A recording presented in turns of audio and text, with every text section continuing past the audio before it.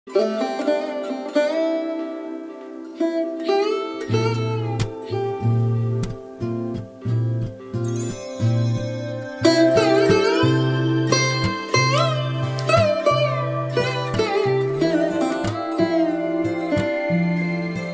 ভিডিওতে না আছে কোনো ট্রেন, না আছে কোনো পাহাড়, না কোনো জঙ্গল, না কোনো সমুদ্র। আজকে আমি হাজির হয়েছি কলকাতার এমন একটা জায়গায়, এটাকে বলা হয় ছোটোখাটো একটা দক্ষিণ ভারত। কলকাতার বুকে এমনই একটা মন্দির আছে যেটার খবর অনেকেই জানে, আবার অনেকেই জানে না। আজ আমি চলে এসেছি সেই জায়গাতে যেখানে রয়েছে মহীশূর উদ্যান। তোমরা এই মাইসোর গার্ডেন বা মহীশূর উদ্যানে কিভাবে আসবে এবং কখন খোলা থাকে সব কিছু থাকবে আজকের এই ভিডিওতে।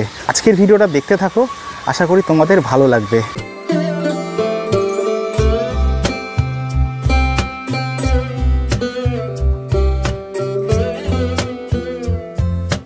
মহীশূর উদ্যান আসার সবথেকে সহজ উপায় মেট্রোতে। কালীঘাট মেট্রো স্টেশনের ৮ নম্বর গেট দিয়ে বেরিয়ে চাইলে আপনারা হেঁটে কিংবা অটোতেও যেতে পারেন। হেঁটে গেলে ৫ মিনিট মতো সময় লাগবে। কিছু দূর আসলেই দেখবেন চেতলা ব্রিজ পড়বে, সেখান থেকে বাঁদিকে গেলে ডান হাতেই দেখতে পাবেন মহীশূর উদ্যান। ঢোকার পথে বাঁদিকেই বিনামূল্যে বাইক রাখতে পারবেন, তবে ৪ চাকা রাখার জায়গা নেই। বাইরে সুন্দর করে সাজানো সাদা পাথরের মা সারদা দেবী, রামকৃষ্ণদেব এবং স্বামীজির মূর্তি। তোমাদেরকে বলে দিলাম যে কলকাতায় থাকলে তোমরা কিভাবে এখানে আসবে। খুবই সহজ, মেট্রো করে কালীঘাট নেমে সেখান থেকে বেরিয়ে এই ৫ মিনিটের মতো ওয়াকিং ডিস্টেন্স। এই মন্দির খোলা থাকে প্রতিদিন সকাল ৬টা থেকে দুপুর ১টা অবধি এবং বিকেল ৪টে থেকে সন্ধ্যে ৮টা অবধি খোলা থাকে। যদি বিকেলে আসো, এই মন্দির কিন্তু খুব সুন্দরভাবে সাজানো থাকে এবং দেখতেই পাচ্ছ চারপাশে ফুল দিয়ে গাছ দিয়ে কত সুন্দরভাবে সাজানো।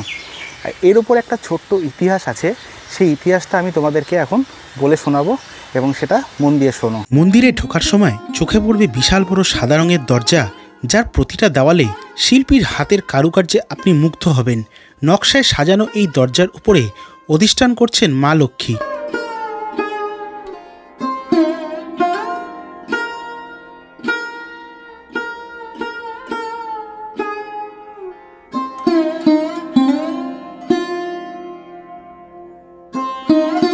ভেতরে প্রবেশের সময় নজর কাড়বে রং বেরঙের ফুলে সাজানো চারিপাশের সৌন্দর্যতা।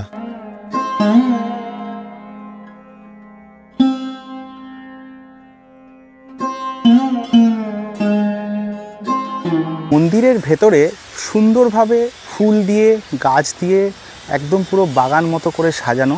আর ভেতরে কিন্তু দেওয়ালে দেওয়ালে তোমরা দেখতে পাচ্ছ পুরনো কলকাতার ইতিহাসকে কিন্তু ফুটিয়ে তোলা হয়েছে। যেহেতু এই মন্দির বহু পুরনো এবং এটা কিন্তু কর্ণাটকের রাজা দ্বারা নির্মিত। খুবই সুন্দর একটা মন্দির। যদি তোমাদের ইচ্ছা থাকে আমি এরকম কলকাতার বহু মন্দির তোমাদের সামনে তুলে ধরবো। দূরের জার্নি অবশ্যই থাকবে, কারণ আমার চ্যানেলে দূরের জার্নি থাকবে না সেটা হয় না। তো এই মন্দিরটা তোমরা ঘুরে দেখো, ভার্চুয়ালি তোমাদেরকে দেখাচ্ছি, তোমরা দেখতে থাকো। এখানে রয়েছে পবিত্র মহাশ্মশান কেওড়াতলা ঠিক আমার পেছনেই, আর ঠিক তার অপোজিটেই রয়েছে নবরত্ন মন্দির, আর এটা হচ্ছে কৃষ্ণকালী মন্দির। জায়গাটা খুব সুন্দর জায়গা, তোমরা আসো একদিনের জন্য বা একবেলার জন্য, কিন্তু খুব উপযুক্ত একটা জায়গা। মন্দিরের পাশেই দেখো রয়েছে, এই হচ্ছে ভগবান বিষ্ণুর মন্দির, আর এইটা হচ্ছে ভগবান শিবের মন্দির, আর এটা হচ্ছে নবরত্ন মন্দির। নবরত্ন মন্দিরের ঠিক এখানেই রয়েছে কৃষ্ণকালী মন্দির। এবার আমরা মন্দিরের ভেতরে প্রবেশ করব।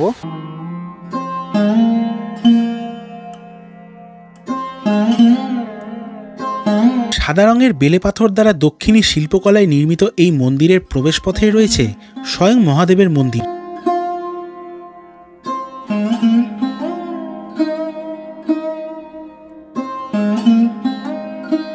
মূল মন্দিরের উপরের অংশে রয়েছে ভগবান বিষ্ণুর 10 অবতার এবং গরুড়ের মূর্তি দিয়ে সজ্জিত।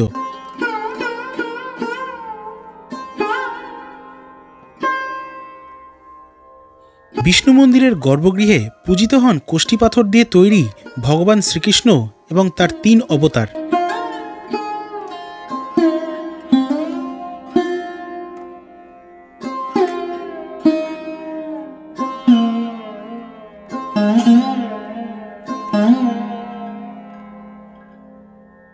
এবার জেনে নেওয়া যাক মন্দির তৈরির কিছু ইতিহাস। সালটা তখন 1894। তৎকালীন ভারতের গভর্নর জেনারেল ছিলেন লর্ড এলগিন। তার সাথে বিশেষ সাক্ষাৎ করতে কলকাতায় এসেছিলেন মহীশূরের মহারাজা চামারাজেন্দ্র ওয়াদিয়ার, যিনি ছিলেন একজন দক্ষ শাসক, নারী শিক্ষায় উদ্যোগী একজন ন্যায়পরায়ণ ব্যক্তিত্ব। এর থেকে বড় পরিচয় ছিল তিনি ছিলেন একজন স্বামী বিবেকানন্দের পরম বন্ধু।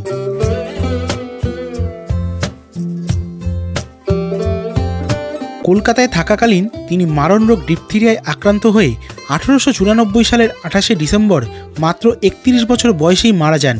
সেই সময় কেওড়াতলা শ্মশানের পাশে জমি কেনা হয় এবং তৈরি হয় রাজঘাট ওনাকে দাহ করার জন্য।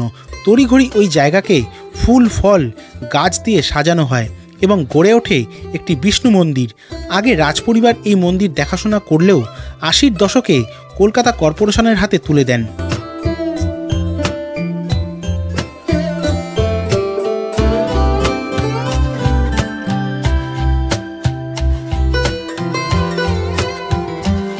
আর এখানে কিন্তু রয়েছে একটা ফোয়ারা, যেটা ওই বিকেলবেলা হয়। বিকেলে আসলে কিন্তু মন্দিরটার কিন্তু রূপ পুরোপুরি চেঞ্জ হয়ে যায়। তোমাদেরকে বলছি তোমরা বিকেলবেলা আসো, বেশ ভালো লাগবে। আজকের এই ছোট্ট ভ্রমণে তোমাদেরকে তুলে ধরলাম কলকাতার মাইসোর গার্ডেন। তো আজকের এই ভিডিওটা তোমাদের কেমন লাগলো?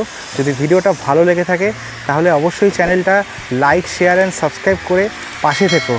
দেখা হচ্ছে আবারও খুব তাড়াতাড়ি নতুন কোনো জায়গায়, নতুন কোনো ভিডিওতে। ততক্ষণ সবাই ভালো থেকো এবং সুস্থ থেকো। টাটা।